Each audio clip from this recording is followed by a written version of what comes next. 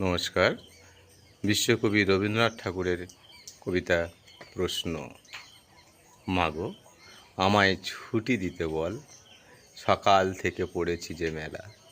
এখন আমি তোমার ঘরে বসে করব শুধু পড়া পড়া খেলা। তুমি বলছো দুপুর এখন সবে, না হয় যেন সত্যি হলো তাই।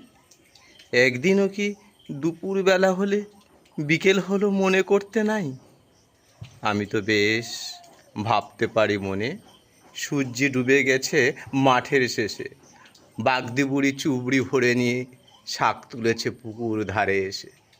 আঁধার হলো মাদারে গাছের তলা, কালি হয়ে এলো দিঘির জল। হাটের থেকে সবাই এলো ফিরে, মাঠের থেকে এলো চাষির দল। মনে কর না সন্ধে হলো যেন, মনে কর না উঠল সাঁঝের তারা।